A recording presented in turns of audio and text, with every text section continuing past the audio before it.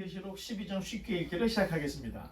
지난 시간에 요한계시록 11장에서 일곱째 나팔이 울려 퍼지는 순간까지를 우리가 살펴봤죠. 그리고 장차 될 일이 이제 잠깐 멈추게 되는 거예요. 장차 될 일이 잠깐 멈추게 되는 거예요.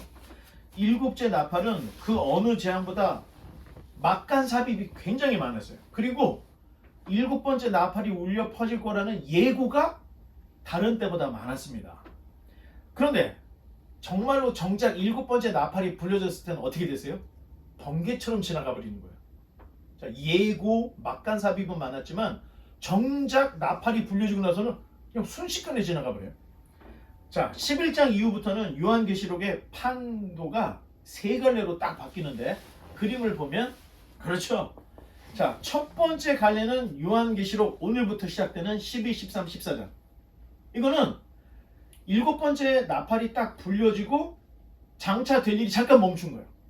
그리고 과거로 돌아가서 야곱의 역사로부터 시작해서 다시 주마등처럼 이제 그 대단원의 막을 내리기 전에 처음에 있었던 중요한 그 장면들을 하나씩 비춰주는 이런 모습과 같은 이런 형국으로 바뀌는데 요한계시록 12, 13, 14장이 이제 역사들로 돌아갑니다. 그리고 두 번째 갈래는 마지막 나팔에 들림받은 성도들의 상황. 자, 들림받은 성도들이 어디냐? 이게 15장에 기록되어 있는 거야. 그러니까 성경을 그냥 역사순으로 되어 있겠지라고 읽으면 여기가 이제 함정이 되는 거야. 갑자기 이상한 게 막 나타나니까 도대체 이거 어렵네. 하지만 전체적인 분위기를 알고 읽으면 충분히 구별을 해서 우리가 읽을 수 있습니다.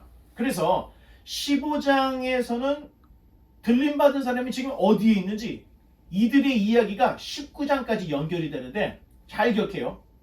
12, 13, 14장은 야곱으로부터 들림받기 전까지의 역사를 한번 쫙 보여주는 거고 15장에 그러면 들림받은 사람이 어디냐? 그 모습. 그리고 16, 17, 18장은 이제 진노의 대접이 쏟아져서 지구는 더 이상 사람이 살 수 없을 정도로 뒤흔들리는 이런 내용이 기록되어 있어요. 그러다가 19장으로 뻘쩍 넘어가서 19장에서는 15장에서 이야기했던 그 부름받은 사람, 들림받은 사람의 그 상태들이 어떻게 되는지 그리고 어린 양의 혼인잔치가 어떻게 되고 있는지를 19장에 가서 또 얘기를 해요. 그리고 20장에 가서는 천년왕국 이야기로 바뀌고 있습니다. 자, 순서를 알겠죠? 12, 13, 14장은 역사, 15장, 19장, 20장은 들림받은 사람들이 어디서 무엇을 하고 있는지 보여주고 천년왕국까지 지나가고 16, 17, 18장은 불신자들에게 임하는 진노의 대접이 쏟아지는 내용으로 기록이 되어 있는 거예요. 자, 이거를 못 풀면 요한계시록은 영원히 풀 수가 없습니다. 자, 이게 굉장히 중요한 거예요. 그래서 이 도표를 여러분들이 잘 기억해 놨다가 조금 여러분이 이제 나중에 스마트해지면 11장에서 바로 15장, 19장을 한번 읽어보는 것도 좋은 아이디어예요. 그러면 흐름이 되거든. 그리고 나서 12, 13, 14장을 읽으면 저건 과거 얘기. 그리고 16, 17, 18장을 읽으면 결국에는 바벨론과 세상이 어떻게 멸망하는지 내용이 쫙 이렇게 흘러서 흐르는 듯이 우리가 볼 수 있다는 겁니다. 자, 이제 오늘부터 이어지는 다음 페이지. 자, 오늘부터 이어지는 계시록 12, 13, 14장은 마지막 나팔이 불려지기까지 영적인 관점에서 압축된 역사. 우리의 이 역사는 어디에 기록이 되어 있죠? 구약 성경에 기록되어 있습니다. 그런데 지금 12, 13, 14장은 영적인 관점으로 본 압축된 역사를 얘기를 해주는 거예요. 그러니까 영적인 관점이기 때문에 전쟁이 일어나는 모습, 그 다음에 사람의 이름 이런 것들이 안 나오는 거예요. 영적으로 어떤 일이 벌어졌는지를 함축적으로 보여주고 있어요. 자, 이 압축된 역사를 이해하기 위해서는 오늘 본문에 기록되어 있는 파워 구조를 알아야 돼요. 파워 구조. 본문에는 수많은 상징적인 어구들이 이제 막 나올 거예요. 요한계시록은 하나님과 사탄이 이원론적으로 대립을 하고 있는 모습으로 기록이 되어 있어요. 그것을 간파해야 앞으로 읽어나가는 12, 13장부터 내용을 우리가 쉽게 이해할 수 있고 계시록에는 하나님의 세력의 주체로 하나님이 주목이 되어 있고 사탄의 세력으로 용이 등장을 합니다. 자, 요거 알고 있어야 돼요. 하나님과 용이 대립을 보여주고 있는데 자, 오늘 보면 계시록 12장에는 두 가지 이적에 대한 이야기가 연속적으로 나옵니다. 두 가지 이적. 1절로 2절을 한번 읽어주시기 바랍니다. 하늘에 큰 이적이 보이니 해를 옷 입은 한 여자가 있는데 그 발 아래는 달이 있고 그 머리는 12별의 관을 썼더라. 이 여자가 아이를 베어 해산하게 되며 아파서 애를 쓰며 부르짖더라. 자, 이게 첫 번째 이적이었죠. 두 번째 이적은 3절로 6절. 하늘에 또 다른 이적이 보이니 보라 한 큰 붉은 용이 있어 머리가 7이요 뿔이 10이라 그 여러 머리에 7 왕관이 있는데 His tail swept away 1/3 of the stars in the sky, and he threw them to the earth. He stood in front of the woman as she was about to give birth, ready to devour her baby as soon as it was born. 여자가 아들을 낳으니 이는 장차 철장으로 만국을 다스릴 남자라. 그 아이를 하나님 앞과 그 보좌 앞으로 올려가더라. 그 여자가 광야로 도망하매 거기서 1260일 동안 그를 양육하기 위하여 하나님께서 예비하신 곳이 있더라. 아멘. 감사합니다. 자, 이 두 개의 기적은 하나님과 용의 대립을 그려주고 있어요. 자, 첫 번째 이적은 해, 즉 태양을 입고 있어. 그리고 발에 달이 있어. 머리에 12관을 쓴 여자가 등장을 하죠. 자, 아유 고맙습니다. 자, 머리에 12관을 쓴 여자가 나와. 여러분, 요 정도 되면 딱 나오는 사람이 있죠. 해, 달, 12별이 나와. 그러면 딱 스쳐가는 인물이 있잖아. 요셉. 요셉의 꿈에 등장하는 야곱이 나오는 거예요. 야곱이. 자, 이 여인은 요셉의 꿈에서 나오는 야곱의 모습인데 야곱의 또 다른 이름이 뭐죠? 이스라엘. 그렇습니다. 하나님과 겨루 이겼다. 이스라엘이라는 이름을 받게 됩니다. 그러니까 성경을 우리가 이해하기 위해서는 창세기부터 요한계시록을 쫙 읽어서 이해하지 못하면 갑자기 요한계시록만 보면 야, 이 여인은 말이야 만들어내게 된다니까. 그런데 정확하게 성경을 아는 사람, 해, 달, 12별, 요셉, 그리고 야곱의 이름이 이스라엘이라는 또 다른 이름이 있는데 이스라엘의 12지파의 시작이 야곱의 12아들에서 시작이 되는 거예요. 자, 그러니 한 여인, 지금 오늘 본문의 첫 번째 이적으로 나오는 한 여인은 이스라엘을 뜻합니다. 그런데 그 여자가 아이를 임신했고 이제 곧 해산을 하려고 한다는 거야. 자, 이스라엘이라는 여인은 지금 5절에 장차 철장으로 만국을 다스릴 아들을 낳으려고 하고 있다는 거예요. 자, 그러면 장차 철장으로 만국을 다스릴 아들이 누구예요? 메시아, 그리스도, 예수님을 이야기하는 거예요. 자, 두 번째 이적은 하늘에 7개의 머리에 왕관을 쓰고 10뿔을 가진 큰 붉은 용, 그리고 꼬리로 하늘의 별 3분의 1을 끌어다가 땅에 던져버렸대요. 자, 아까 읽었던 표현에 이렇게 나오고 있어요. 자, 용은 머리가 7입니다. 자, 머리가 7개면 머리가 얼마나 좋겠어요. 자, 컴퓨터에 프로세서를 옛날에는 하나를 썼다가 듀얼 코어 해가지고 위아래로 프로세서를 넣었죠. 속도가 훨씬 빨라진 거야. 이런 식으로 프로세스가 7개가 있어. 그럼 머리가 얼마나 비상하겠습니까? 그러니 사람으로서는 이 사탄을 이길 수가 없는 거예요. 그 지혜와 지식이 우리보다 더하다니까. 자, 용이 머리가 얼마나 좋은지 하늘의 별로 상징되는 천사들을 깨워서 자신을 추종하는 세력으로 만들어보는데 천사 전체 3분의 1을 자기 수하에 놓았다는 거예요. 꼬리로. 그럼 능력이 상당하다는 거죠. 그런데 용이 가만히 보니까 이스라엘이 한 범상치 않은 아들을 낳으려고 하는 걸 보게 된 거예요. 그래서 여자 앞에 아들이 나오기만을 기다리고 있었어요. 아이를 낳으면 내가 확 삼켜야지. 그리고 용이 여자 앞에서 입을 벌리고 있는 거예요. 아들이 나오면 꿀떡 삼키려고. 그런데 이 남자아이가 하나님 보좌 앞으로 올라가 버렸고, 이거는 제 얘기가 아니고 성경을 여러분들이 그냥 이야기식으로 얘기하는 거예요. 보좌 앞으로 그냥 올라가 버렸고 여자는 광야로 피신했다. 오늘 본문에 이런 이야기, 아주 영화 같고 그림 같은 이야기를 하고 있어요. 요한이 본 거를 기록을 했기 때문에 상상을 하면서 보면 지금 영화가 지금 상영이 되고 있는 거예요. 자, 여자가 피한 곳은 하나님께서 여자를 1260일 동안 보살피려고 마련한 도피처, 피난처였다는 거예요. 자, 그 다음 그림을 보면 1260일은 좀 작게 얘기하면 3년 6개월이에요. 그걸 더 작게 얘기해 42달. 이걸 더 작게 얘기해 한때, 두때, 반때.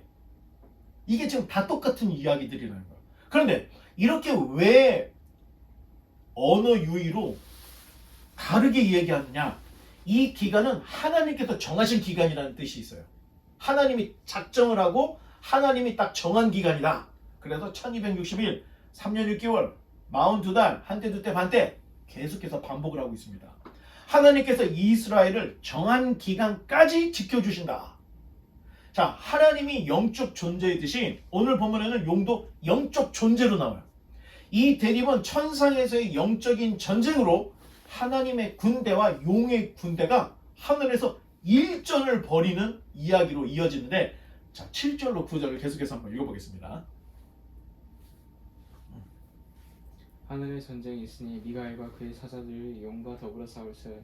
용과 그의 사자들도 싸우나 이기지 못하여 다시 하늘에서 그들이 있을 것을 알지 못한지라.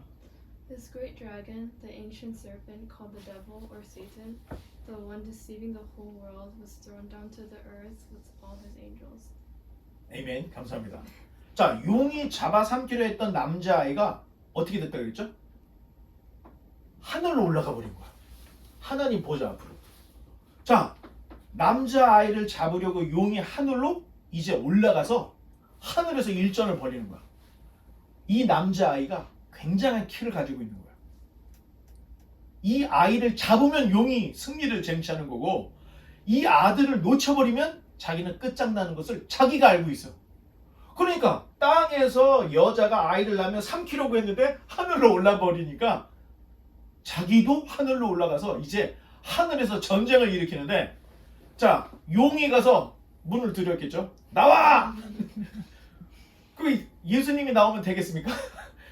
그러니까 미카엘 천사가 딱 나타, 천사장이 나타나가지고, 야, 너의 상대는 나야.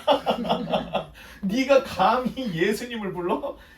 너는 나로 좋게. 미가엘이 예수님을 대신해서 이제 전쟁을 벌이는 이야기가 지금 읽었던 7, 8, 9절에 나오고 있는 거예요. 자, 그런데 천사장과 용의 간판이 아니었던 거예요. 용이 데려간 사자들, 미가엘이 데려왔던 천사들이 완전히 하늘에서 일전을 빡 지금 벌이고 있는 거예요. 당연히 이 전쟁에서 누가 이겼을까요? 용은 머리가 7개가 있고 비상한데 머리가 7개, 100개가 달렸어도 자기를 지으신 하나님이 약점을 알고 있지. 그러니까 이 전쟁은 용이 절대 이길 수 없는 전쟁이었는데 객기를 부려보는 거예요 지금. 그래서 결국에는 용이 미카엘에게 아주 그냥 그 급소를 한 대 맞은 거야. 그리고 용이 깊은 상처를 받고 그의 사자들과 함께 하늘에서 땅으로 쫓겨났다. 지금 그 이야기를 하고 있는데 다음 페이지에 보면, 자, 이런 전쟁 그리고 쫓겨나는, 자, 이 작가 대단한 사람이에요. 이걸 그림을 다 표현을 했으니까 너무 고맙죠. 자, 용은 이름이 옛뱀, 또 마귀, 사탄. 자, 명함이 몇 개입니까? 명함이 몇 개예요? 용, 뱀, 마귀, 사탄. 자기가 낼 수 있는 카드, 명함이 4개나 가지고 있는 거야. 자, 그가 하는 일은 온 천하를 꾀, 그리고 참소하는 일을 했다는 거예요. 그러면 이 참소라는 말이 무엇인가? 상대를 헐뜯기 위해서 없는 죄를 만들어서까지 꾸며내는 거, 이게 바로 참소입니다. 사탄이 하는 일은 체기현이가 하지도 않은 일을 막 하나님께 참소하면서 죽어마땅합니다. 이렇게 참소하는 자였던 거야. 그러면 성령님은 어떤 역할? 변호사라고 하는데 이 변호사를 보혜사라고 하는 거예요. 사탄은 참소를 해요. 저 인간은 죽어야 됩니다. 보혜사께서는, 성령께서는 그래서 내가 죽었습니다. 예수님의 이름으로 변호를 해주는 거야. 자, 이런 관계가 성경에 기록이 되어 있기 때문에 유대인들의 결혼 관습, 유대인의 어떤 이런 재판 관습, 이런 것들을 알면 성경이 너무 쉽게 이해가 되는 거예요. 자, 그런 용과 용의 사자들이 이제 땅으로 내쫓겼으니 이제는 어떻게 될 것인가? 10절로 12절을 또 계속해서 읽어보겠습니다. 내가 또 들으니 하늘에 큰 음성이 있어 이르되 이제 우리 하나님의 구원과 능력과 나라와 또 그의 그리스도의 권세가 나타났으니 우리 형제들을 참수하던 자 곧 우리 하나님 앞에서 밤낮 참수하던 자가 쫓겨났고 또 우리 형제들이 어린 양의 피와 자기들이 증언하는 말씀으로써 그를 이겼으니 그들은 죽기까지 자기들의 생명을 아끼지 아니하였도다. 그러므로 하늘과 그 가운데 거하는 자들은 즐거워하라. 그러나 땅과 바다는 화 있을진저 이는 마귀가 자기의 때가 얼마 남지 않은 줄을 알므로 크게 분내어 너희에게 내려갔음이라 하더라. 아멘. 자, 마귀가 자기의 때가 얼마 남지 않은 줄을 알고 있다는 거예요. 그러니까 발악을 하는 거예요. 그래서 할 수만 있으면 우는 사자처럼, 혹시 동물의 왕국에서 사자 우는 소리 들어봤어요? 무엇인가 영역을 표시할 때, 내가 여기 있으니까 침범하지 마. 그리고 무엇인가 사냥감을 잡았을 때 포효를 하는 거야.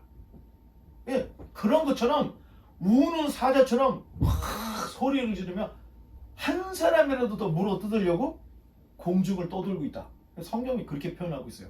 그러니까 우리가 여차하는 순간 사탄의 밥이 될 수가 있다는 거예요. 그러니까 항상 깨어 근신하여 기도하고 항상 기뻐하며 이렇게 살아야 된다는 것을 사도 바울이 이렇게 이야기를 하고 있습니다. 오늘 본문 11절은 성도들이 어린 양의 피와 그 증거하는 말씀을 순교하기까지 전함으로 이겼다, 이렇게 얘기를 하고 있어요. 주님께서 땅에서 매이면 하늘에서도 매이고 땅에서 풀면 하늘에서도 풀리리라, 이런 얘기를 하셨죠. 기억나요, 여러분? 네. 자, 그만큼 이 땅에서의 삶과 하늘에서의 삶이 연관이 있다는 거예요. 자, 이 땅에서 그냥 대충 살다가 천국 가면 잘 살아야지, 여러분, 이런 마음은 우리의 아이디어밖에 안 된다는 거예요. 성경 전체가 이야기하는 것은 우리가 지금 살아가고 있는 이 삶의 자세, 우리가 살아가고 있는 이 삶이 그대로 내세로 연관이 된다는 것을 계속 말해주고 있습니다. 자, 하늘에서는 미가엘과 그의 사자들이 용과 그의 사자들을 대항해서 싸웠죠. 그런데 그 싸우는 장면은 영적인 모습이었고 지상에서는 어떤 일이 벌어졌느냐? 성도들이 복음으로 승리하는 내용을 이야기하고 있는 거예요. 죽기까지 예수 그리스도를 전하고 죽었는 거야.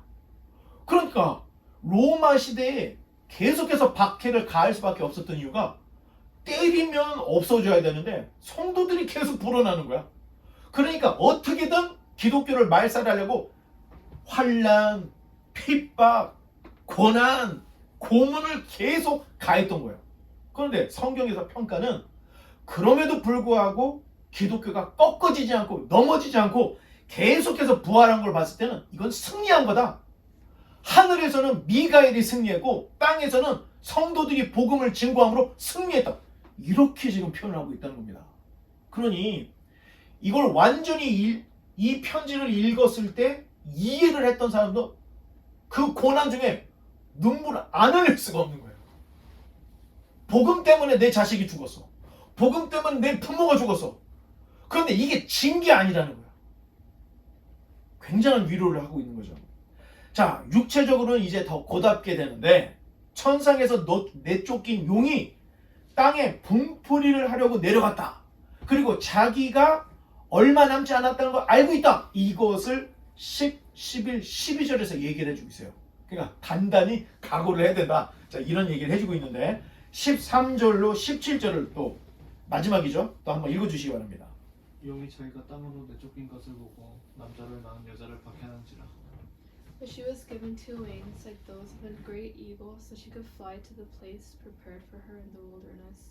There she would be cared for and protected from the dragon for a time, times, and half a time. 여자의 뒤에서 뱀이 그 입으로 물을 강같이 토하여 여자를 물에 떠내려가게 하려 하되 땅이 여자를 도와 그 입을 벌려 용의 입에서 토한 강물을 삼키니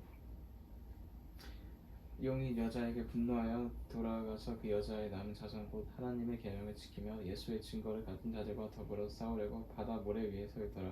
아멘. 여러분 그 게임 영상에 보면 전투를 하기 전에 딱 모래 위에 완전 군장을 딱 하고 전쟁을 하려고 제대로 딱 서고 있는 모습으로 지금 17절이 끝나고 있죠. 자, 땅으로 쫓겨난 용은 남자를 낳은 여자를 박해하기 시작했던 거예요. 얼마나 심하게 여자를 박해했는지 AD 70년에 예루살렘 성전이 완전히 파괴가 돼버린 거예요. 자, 잘 봐야 돼요. 우리 가운데 역사적으로 일어났던 모든 일들은 영적인 일하고 연관이 있다는 거예요. 영적인 일하고. 영적으로 봤을 때는 지금 용이 내려와서 아이를 낳은 이 여자를 마구마구 지금 공격을 하고 있는 거야. 그 공격이 얼마나 심했는지 AD 70년에 예루살렘 성전이 완전히 가루가 돼버린 거예요. 그러나 그 여자가 자 뭐를 받았다고 돼 있죠? 다음 페이지에 독수리의 날개를 받아가지고 예? 한때 두때 반때를 피하게끔 되어 있는데 아까도 얘기했죠? 다음 페이지 한때 두때 반때는 3년 6개월 42달 1260일 하나님께서 정한 그 기간 동안 보호를 받더라 그 얘기를 해주고 있는 거예요. 만약 완전히 그 여자가 죽었다 한다면 지금 유대인들이 이 땅에 있겠습니까? 없겠습니까? 씨가 말라서 없어져야 되는 거예요. 그런데 하나님의 보호하심 그걸로 인해서 예루살렘 성전이 무너졌어도 유대인들은 죽지 않고 있더라는 거예요. 자, 용의 공격은 여자 뒤에서 물을 토해. 자, 다음 페이지. 물을 토해 그냥 쫙. 그러면 그 물에 쓸려서 죽을 뻔했는데 오히려 땅이 입을 쭉 벌려가지고 그 토한 물을 쫙 받아들. 여러분 꼭 영화 같죠? 해리포터, 뭐 반지의 제왕 같은 이런 영화들이 다 여기서 영감을 받은 거예요. 이때부터 유대인들은 나라 없이 흩어져서 전 세계에 흩어져 살게 됐는데 이런 하나님의 구원하심이 있었기 때문에 유대인들이 지금까지 살아있다는 얘기예요. 자, 현재는 어떻게 됐습니까, 여러분? 정치, 경제, 사회, 과학 전 세계를 떡 주무르듯이 주물고 있는 게 지금 유대인들이에요. 하나님의 보호하심이 있다는 거예요. 자, 이게 대치신학이라 할 때는 유대인들의 약속은 끝났다. 그 약속이 우리 기독교인들에게 왔다. 이건 정신없는 소리예요. 성경을 모르는 이야기예요. 유대인들 이스라엘에게 주신 그 언약은 지금 계속 흘러가고 있는 거예요. 그리고 파생된 사도 바울이 얘기했던 참 감람나무에 돌 감람나무가 접붙임을 받아가지고 살아있는 게 지금 우리 기독교인들이라는 거예요. 자, 일이 뜻대로 되지 않자 이번에는 용이 그 여자의 남은 자손, 여러분 되게 중요해요. 여자의 남은 자손, 즉 하나님의 계명을 지키며 예수의 증거를 가진 자들과 더불어 싸우려고 이제 바다 모래 위에 딱 섰더라. 이걸로 17절이 딱 끝나고 있는 거예요. 12장이. 자, 용의 화풀이가 이제는 본격적으로 어디에게? 교회, 성도들에게 향하고 있다는 걸 보여주고 있는 거예요. 자, AD 70년에 예루살렘 성전이 무너졌어요? 그러면 로마에서 더 이상 박해할 이유가 없잖아. 그런데 유대인들이 전 세계로 흩어져 버리니까 이제 공격할 대상이 여자의 남은 자손, 기독교인들에게 향했다는 거예요. 기독교인들을 계속 잡아 죽이고 기독교인들을 박해하는 일이 생기는데 용이 지금 모래에게 쓴 거예요. 이게 지금 시작도 안 됐다는 거예요. 만약에 이걸 연수로 따져보면은 90년이 넘은 상태예요. 네로는 이미 죽었고 도미티아누스, 하드리아누스 해가지고 250년 동안 10명의 황제들이 기독교를 박해해왔던 거예요. 지금 그 앞으로의 내용이 이제 모래 위에 서 있는 용으로부터 나오는데 용이 혼자서 다 하는 게 아니에요. 용이 짐승을 소환해. 바다로부터. 그래서 이 바다로부터 나온 짐승이 기독교인들을 다 잡아 죽이는 이야기가 이제 나옵니다. 그럼 그때 적그리스도가 또 출현을 해서 666 받게 하고 이런 이야기가 막 나와요. 제가 얘기했죠. 7 인봉을 떼고 7 나팔을 불 때는 기독교인들이 당하는 환난에 대한 이야기가 아니에요. 왜? 자, 첫 번째 인을 띄었을 때 붉은 말이 나오더라. 자, 현상에 대한 재앙의 현상에 대해서 초점을 맞춰서 이야기를 했던 거예요. 그런데 역사를 되짚어서 영적인 이야기를 할 때에는 이제 성도들이 당하는 그 고난들을 다 얘기하고 있다는 거예요. 그러니까 결코 가만히 있다 천국 가는 게 아니라는 겁니다, 여러분. 이 땅에서 하나님을 믿는 백성들은 책임감, 의무감이 따라요. 그냥 복만 받는 게 아니고 환난도 겸하여 받는 거야. 그러니까 예수님이 이해를 할 수 있는 거야. 이렇게 성경을 해석하고 이렇게 제대로 보면 예수님이 왜 나를 따르고자 한 자는 자기를 부인하고 뭐를 지라고 했죠? 자기 십자가를 짊어지고 나를 쫓아오라고 한 이유가 있다는 거예요. 이때 당시에는 엄청난 십자가 박해들이 기독교인들에게 있었다는 거예요. 자, 여자의 남은 자손, 구약을 대표하는 계명을 지키는 자들, 신약을 대표하는 예수의 증거를 가진 자들을 말하는 거예요. 자, 계시록은 환난 속에서도 신앙의 정체에 대한 정확한 정의를 우리에게 전해주고 있어요. 우리는 유대인에게 접붙임, 이스라엘에게 접붙임 받은 남은 자라는 거예요. 명확하게 해주고 있죠. 자, 이제 말씀의 결론을 맺겠습니다. 성경에는 내세에 대한 이야기가 다른 종교들보다 굉장히 적게 기록되어 있어요. 자, 종교를 할 때는 내세를 말을 해야 돼요. 그런데 세계 수많은 종교들을 다 보면 내세에 대한 이야기가 성경에는 혁혁히 적다는 거예요. 왜 이렇게 적을까? 물론 성경에는 내세에 대한 직접적인 이야기는 많이 있지 않지만 지금의 삶이 내세로 연결되고 있다는 강조점을 가지고 있다는 거예요. 굉장히 중요한 거예요. 따라서 기독교 신앙에는 강조를 하는데 영생을 준다는 약속을 해줘요. 영생이 이 땅에서 얻는 겁니까? 내세에서 얻는 겁니까? 영생. 내세에서 얻는 거예요. 이 땅에서 얻는 게 아니라는 거예요. 모든 초점이 다 내세로 향하고 있어요. 또한 이 땅은 광야이기 때문에 이 땅에서의 삶은 나그네와 같다. 이렇게 얘기를 해주고 있습니다. 그러니 우리가 가야 할 본향은 여기가 아니라는 거예요. 내세. 우리의 진정한 본향은 그 나라에 있다는 것을 모든 성경은 우리로 하여금 헷갈리게 하는 내세 얘기를 막 터뜨리지는 않지만 전체적인 이야기가 너희의 이 삶이 내세로 연결이 된다. 땅에서 풀면 하늘에서 풀리고 땅에서 묶이면 하늘에서 묶인다. 예수님이 이런 의미의 얘기를 했다는 거예요. 아마 성경을 몇 번 읽어본 분들은 오늘 이야기에서 굉장한 인사이트를 다 얻을 거예요. 왜?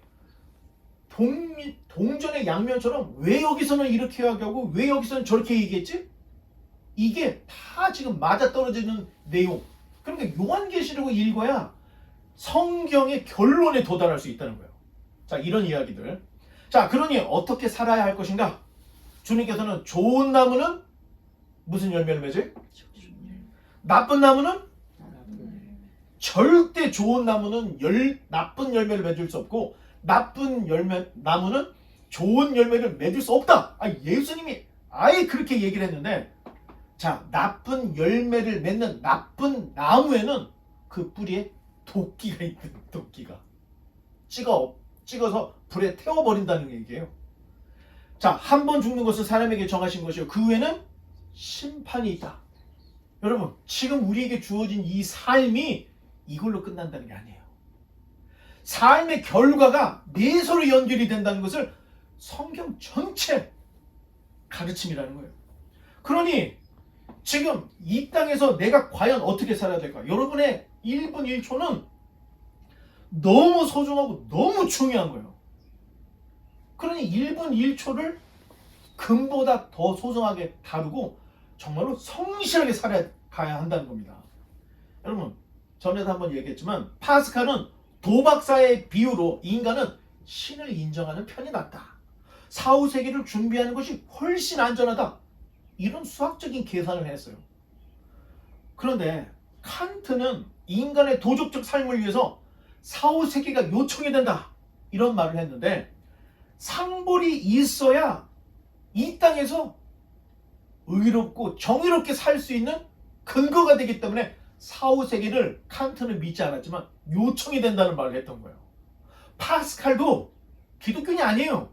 그럼에도 불구하고 수학적으로 계산했을 때 인간은 신을 인정하고 내세를 준비하는 것이 훨씬 낫다. 왜? 3대 1의 이 통계가 나왔으니까. 세 개는 좋아. 하나만 최악이야. 그렇다면 세 개 중에 하나가, 세 개가 하나님을 인정하고 믿는 게 낫다. 이런 수학적인 계산을 해냈던 거예요. 자, 그러니 우리 인생에 쓸데없는 것, 여기에 인생과 시간을 소진하면 안 됩니다. 1분 1초 의미 있고 뜻 있는 삶을 살아내야 한다는 거예요. 왜? 여러분, 지금도 우리 한 사람 한 사람의 삶을 영화로 다 찍을 수 있어요. 카메라로. 영이신 하나님이 다 보고 계시다는 거예요. 우리가 무슨 짓을 하고 있는지, 어떻게 살았는지, 회심을 했는지 안 했는지, 정말로 변화된 삶을 살았는지 안 살았는지 하나님이 다 보고 한 번 죽는 것은 사람에게 정하신 것이요. 그 후에는 심판을 하신다는 거예요. 인간이 누릴 수 있는 온갖 부귀영화를 누렸던 솔로몬은 여인이, 솔로몬의 부인이 1000명이었어요, 여러분. 이건 상상도 할 수 없는 부귀영화. 아니, 솔로몬 시대에는 예루살렘에 은이, 금이 너무 많으니까 은이 길거리에 나둥그러졌다는 거예요. 은이. 그렇게 부귀영화를 누렸던 솔로몬이 자기의 인생론을 끝내는 전도서 맨 마지막 12장에 이렇게 이야기를 하고 있습니다. 다음 페이지. 우리 잠도 깰 겸 같이 한번 읽어보겠습니다. 시작. 일의 결국을 다 들었으니 하나님을 경외하고 그의 명령들을 지킬지어다. 이것이 모든 사람의 본분이니라. 하나님은 모든 행위와 모든 은밀한 일을 선악간에 심판하시리라. 이게 전도서를 남겼던 솔로몬 인생의 마지막 결론이라는 겁니다. 그러니 세월을 아껴서 계시의 말씀인 성경을 알고, 성경을 알면 구별을 할 수 있고 분별을 할 수 있게 됩니다. 그러므로 더 의롭고 더 경건하고 더 거룩한 삶을 살아서 좋은 열매를 맺은 나무에게 하나님께서 주시는 이 상급을 받을 수 있는 저 여러분 되시기를 주님의 이름으로 간절히 축원합니다. 기도하겠습니다.